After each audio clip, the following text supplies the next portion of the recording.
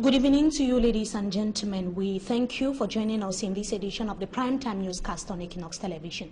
We begin right away on a rather sad note. One person died and another seriously injured following a ghastly road accident which took place yesterday in Bangante, West region of Cameroon. The incident occurred following a brake failure, and it involved a heavy-duty truck that was transporting cement from the littoral region of Cameroon to the west region of the country. Details with Simanjik and Gabriel. It was at about 8 a.m. Wednesday that this lorry entering from the west region from Douala carrying cement tumbled off at the entrance of Bangante. Before the arrival of the Equinox television team, the occupants of the lorry had already been transported to the Bangante district hospital. But persons we met on the incident site say the car witnessed a brake failure as it was descending into Bangante. On the site, good Samaritans aided to transport the bags of cement from the lorry to another car, at the same time liberating the road that was partially blocked. It is alleged that the cement was heading to a business enterprise in Bangante. Out of 3 occupants of the lorry, 1 was still alive and told us, "We were descending the hill before the car witnessed a brake failure. That is how we struggled to put the car where you saw it." Meanwhile, the lifeless body of another occupant was deposited at the Bangante District Hospital mortuary. And here in the country's economic capital, Douala, a heavy-duty truck transporting cement as well emptied its content in an accident this afternoon at Beseke. That was this afternoon at exactly 1:30 p.m. The truck driver is trying to negotiate a bend beside the Littoral Territorial Gendarmerie Brigade, lost control and tumbled a portion on a portion of the road to which is said to be having potholes. The state of the road in that part of the Douala 1 subdivision has been highly criticized by road users. Enormous material damage was recorded as a result of the incident. On to another story here in the country's economic capital, Douala. Still, 3 suspected car traffickers have been arrested by elements of the Territorial Brigade in the littoral region of Cameroon. The operation, spearheaded by the brigade commander, Colonel Mvondi, was carried out Wednesday in the night after the Gendarmerie unit was alerted of the arrival of vehicles from Gabon, which were reported system of education that were made public today in Cameroon, Atlanta, or at the Atlanta Balingua Comprehensive High School in Bonaberi of the Douala 4 municipality. We can see how students were jubilating after making it in exams. A majority of students came from the conflict-hit northwest and the southwest regions of Cameroon, but they had to work hard day in, day out to be successful. Let's now have an excerpt of some of the successful candidates in the technical probatoire examination. I went for the back academic year 2017-2018. I'm very happy because I had my back, and also happy because all my classmates had the back too with me, because we had 100%. So happy this evening because I passed my probatoire. We wrote in the class about 29 of us, and we were successful, the 26 of us, because our class worked together as a team, and we are so happy to see the good grade and the good result because we merited it, and thanks to the teacher who gave us the effort, who assisted us. I'm from the northwest region. Since due to the issue of strike, I came here to see if I can secure my success. So unfortunately, we thank God that things were going well the way I expected. So I'm very happy to have it this year. I'm so glad. I'm so happy for my other classmates, my mates. We have all made it together. I'm so happy. And the co-founder of the Atlanta Balingua Comprehensive High School in Bonaberi of the Douala 4 municipality, in the following excerpt, is going to be coming back to the overall performance of students of the said academic institution. He is also going to be telling us how they managed to upgrade the educational standards of the students, especially those who came from the northwest and the southwest regions of Cameroon. Mr. Ruben Domo was speaking to Equinox Television. Because we sent in the probatoire a total of 98 candidates, and 86 were successful, giving a percentage of 87.76%. At the level of the back, we sent in a total of 45 candidates and 35 pass, give a percentage of 77.78%. So if you look at the results, the statistics at the national level, you realize that Atlanta has produced one of the best results as far as both the propator and the back are concerned. We are proud of the administration, and though there were a little bit of obstacles and a little bit of ambiguity on the aspects of those who came from the regions, but with the tactics and the managerial skill of the proprietors, we had to fit in extra hours and did a lot of catch-up classes so that those who came from the regions were able to meet up. And at the end, the success is a generalized success because everybody is jubilating. We actually received some students from the Northwest and the Southwest region this academic year. Some of them actually came in because of the problems over there. Some of them came in very weak, and in fact, I'm very happy that we put them up to standard, and most of them equally succeeded. As you can see, the results everywhere is just been so. We now talk about rising insecurity in the locality of Fongo-Tongo, West region of the country, attributed to the current socio-political unrest in the two Anglophone regions of Cameroon. Inhabitants of Fongo-Tongo in Menua division of the West region descended to the streets with placards demanding the departure of the commissioner as well as the commander. They claim that both security officials released captured men that are alleged to be members of the pro-independence fighters in the Northwest and the Southwest regions of the country, terrorizing, according to them, the Fongo-Tongo locality. Details with Innocent Aze. 2 weeks after Governor Awafonka Augustine of the West region paid a visit to the Menua division, certain localities in the division witnessed violent attacks last week. The attacks, it is alleged, were masterminded by unidentified armed men from the neighboring southwest region of Cameroon. A situation which has caused many inhabitants like those in Fongo-Tongo to escape their villages to safer localities. Houses have been set ablaze and over 10 persons kidnapped, leaving many in panic. We are asking the government to help us and ensure the liberation of the captives. We cannot sleep when our brothers and sisters are in the hands of persons who carry deadly weapons along on a daily basis. We stand for peace. We pray on governments to restore peace, drowned by pro-independence fighters in neighboring southwest region.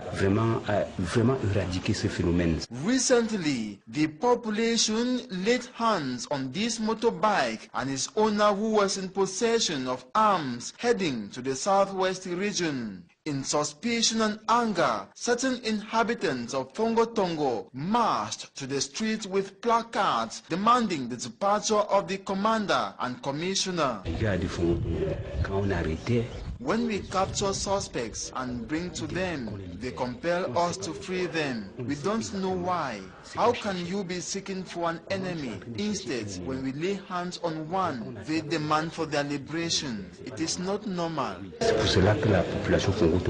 The senior divisional officer for the Menua, accompanying the governor of the West region, has promised the inhabitants appropriate strategies are being adopted to ensure their safety from hands of gunmen. Nous sommes là pour les sécuriser aussi les biens. He called on the population, members of the local vigilante group and traditional authorities to work in collaboration with security forces to wipe out terror in Fongo-Tongo. Évaluer le fonctionnement de cette comité de vigilance. Latest information from a source reveals that the abducted persons have been released and it is not clear if a ransom was paid. And the Minister of Territorial Administration, Paul Atanganji, has officially recognized some suspended members of opposition parties in Cameroon. Kawala, according to Paul Atanganji, is no longer leader of the Cameroon People's Party. Same goes with Issa Abiba of the UPC political party and Diodone Yebga of Manidem. It is contained in a communique that was made public yesterday. Details in the following report. The communique of Minister Paul Atanganji came days after the convening of the Electoral College ahead of the October 7th presidential election in Cameroon and less than 2 days to the deadline to deposit candidacy files at Elections Cameroon. It was also issued after leaders of the CPP, Manidem, the UPC, had suspended some members, banning them from all party activities till further notice. But the Minister of Territorial Administration decided to recognize the sidelined members who are Bapo Lipot of the Union de Population du Cameroon and Isede Kane of the Manidem political party and Tita Samuel of the Cameroon People's Party. Minister Paul Atanganji made it crystal clear that Edith Kawala, Diodone Yebga and Issa Abiba have no authority to speak. Is it? We are going to be talking about that in the second part of this newscast. Meantime, after the declaration of some cholera cases here in the country's economic capital, Douala, medical officials are taking special measures to avoid the spread of the disease. Our reporter Franklin Moabe tells us more in the following story. The town of Douala is officially affected by cholera, with some suspected cases and one confirmed case. Some inhabitants are aware of the contagious disease caused by poor hygiene and sanitation. We need to be more hygienic to prevent many deaths. Amongst rules to respect in order to prevent cholera, one is often neglected, whereas it is of great importance. Many people neglect the washing of hands with soap immediately after using the toilet and before eating. After the declaration of those cases in the town, hospitals are on alert. In the New Bell District Hospital, some new measures have been taken on that effect. Nous avons convoqué une réunion de crise 2 heures plus tard. We have organized an emergency crisis meeting and set up a ward for that purpose, equipped with disinfected materials to combat the disease. Avec tout le dispositif de décontamination. Every person working in the hospital has a role to play in the application of these measures. It remains now the question of sensitization. On a accentué, bien sûr, aussi la sensibilisation. We have intensified sensitization in the hospitals by putting posters on how to prevent the disease and when infected, what to do. Nous avons mis des affiches à tous les points où il y a beaucoup de personnel qui sont assis. Despite these measures put in place by the hospital, physical proximity campaigns are expected in the littoral region. And leaders of the political parties touched by the Minister of Territorial Administration's decision suspending and appointing some individuals at the helm of the party say that the minister has no legal base to interfere into their internal activities. They say that the ministerial decision is simply a non-event. Let us have the details with our reporter, Fomi Sanda. Leaders of political parties concerned with Minister Atanganji's communique and some legal minds have lambasted his decision, qualifying it in most cases as null and void, after Minister Atanganji made public his communique recognizing as president suspended members of the CPP, Manidem and UPC opposition political parties. Kawala's CPP was first to react.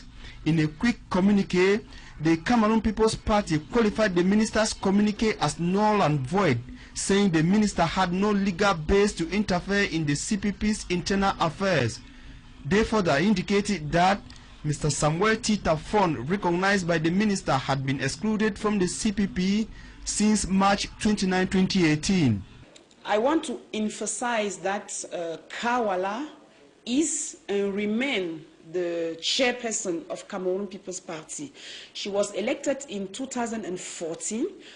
Whether the minister signed his illegal administrative letter, we still under the leadership of Madame Kawala, who is the president, the chairperson of Cameroon People's Party. The Movement for African New Independence Manidem Party, through the voice of their president, Dieudonné Yebga, suspended by the minister, consider the communique as a mere document without any legal foundation. Mr. Dieudonné Yebga says the minister's decision only demonstrates how the regime penetrates serious opposition political parties and implant men they can easily manipulate. The UPC's second vice president, Mr. Epi Mukwele, thinks the minister is just a newcomer and needs time to read over the documents left by his predecessor. The UPC insists that the list of ESCO members tabled at Minas by the party after their last Congress remain valid and the minister cannot impose a candidate on them. The three political parties concerned have promised to carry on with their activities normally. Legal experts, however, say these parties can, among other things, write to the Ministry of Territorial Administration to revoke the decision. And Legamine is going to be reacting in the second part of this newscast. Before we take you to our debate tonight, the president of the National Union for Democracy and Progress, NUDP, has announced the party's non-participation in the 2018 presidential election in Cameroon, calling on party members to rally behind the CPDM candidate Paul Biya.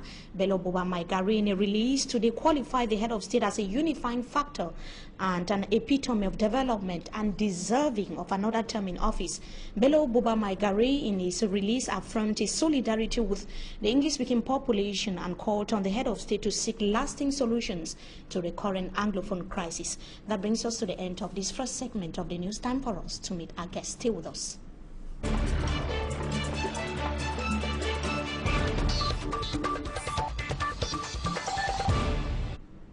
Tonight we are going to be receiving the National Communications Secretary of the Catholic Men Association in Cameroon, Mr. Richard Ndela. John, good evening to you. Thank you so much for joining us tonight on Talking Point. Good evening, Mimi. You traveled all the way from Bamenda to come and talk about peace. That's right. And the Catholic Church that is currently embarking on a 9-day novena to pray for peace in the country. That's right. In fact, the Catholic Men Association Cameroon met recently. That was on the 7th of July at the National Secretariat in Boya, and one of the resolutions they took was to embark on a 9-day novena that is being in solidarity with the bishops of Cameroon, and in particular the bishops of the Bamenda Provincial Episcopal Conference, to pray for peace in Cameroon. To pray for peace in Cameroon, which is not the first time.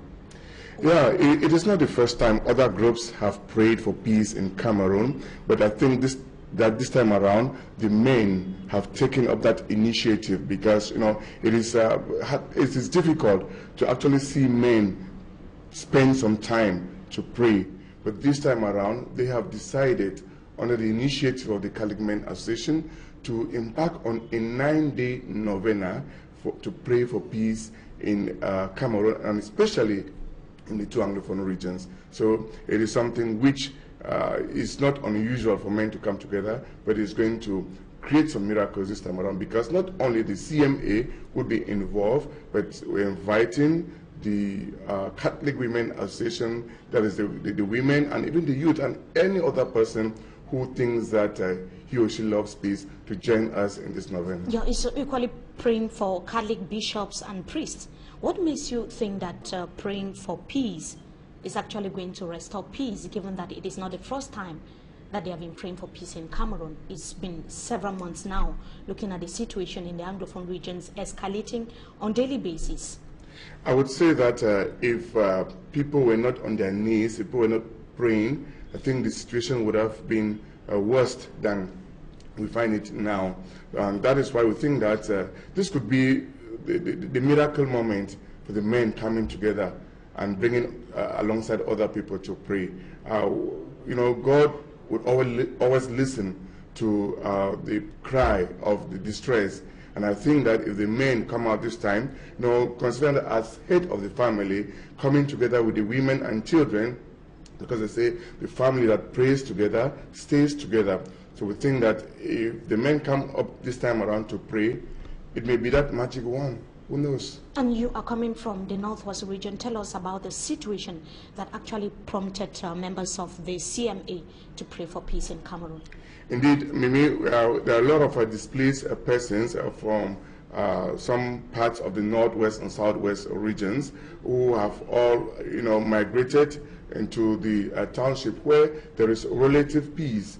And the Catholic Men Association think that by praying for peace, to be restored in our country, these people could be able to go back to their own places where they are very comfortable, because a good number of them have abandoned their farms and are now perching with other relatives in town. And so we think that if we pray and peace is restored, they'll be able to go back.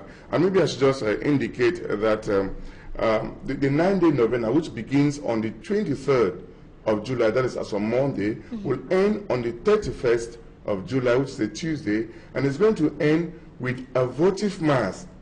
Votive mass, I mean that to thank God. It's a mass that will crown this 9-day novena, to thank God for having led the CMA through the 9 days, and there will be some special collection, because masses will be celebrated at various levels, and there will be some special collection whose this collection will be used to give to the bishops, who will in turn take care of the internally displaced persons in their various dioceses. And talking about internally displaced persons, there is the humanitarian plan put in place by the government, and the Catholic Church, or the church, is supposed to be part of the implementation phase of this project. Has the church been cornered so far? I can't say whether the church has been cornered so far, but I think that the church, the Catholic Church, before the government came in, has been doing some humanitarian services through the Caritas organization, because I've been able to move around to the villages. In fact, I come from an area where for the past 2 weeks, the Social Welfare Caritas Commission and the Justice and Peace Commission have been moving from home to home where these displaced persons are found, and are able to take care of them, give them some needs. So if the state is coming, they're only coming to complement what the Catholic Church has been doing. And is it limited only in the Northwest and the Southwest, or is it a national prayer for peace in Cameroon? Is a national initiative? It is a national initiative. All the dioceses of Cameroon where the CMA is found are going to embark on this 9-day novena, and it will come down to the deaneries, and comes down to the parishes, and it comes down to the branches. Everybody is going to take part in this 9-day novena, which begins on the 23rd and will end on the 31st with a votive mass of peace in Cameroon. And maybe I should just add that the national chaplain for the Kizito Fobi has already published or come out with a novena prayer, which some dioceses are privileged to produce it in a booklet form like what I have, and others are still working to make sure that it gets to all the members. And even after the 9 days, people can still take upon themselves individually as families to do this novena prayer. Thank you so much, Mr. Richard Ndela-Jong, for joining us tonight on Talking Point. We hope to have you some other time again.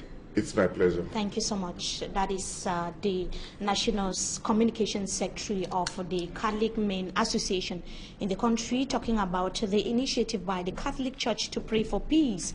It is they are embarking on a 9-day novena. As I indicated earlier, we are going to be looking at the legal implications of the decision of the Minister of Territorial Administration, Minister Paul Atanganji, that has officially recognized some suspended members of some opposition parties in the country.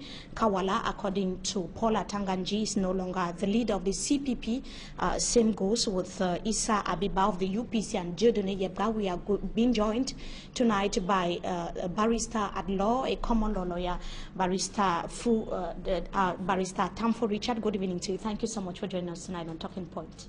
Thank you, Mimi, for good evening to you. Thank you so much once again for your time. The question that many want to find out, or the concerned political parties have reacted, what is the legal implication of this ministerial decision? What does the law say?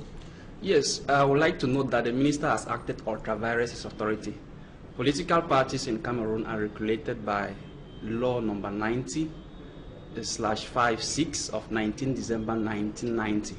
And in that law, it is clearly stated how a political party is created, how a political party can be dissolved, and maybe some sanctions that can go maybe when a political party is not in respect to the legislation.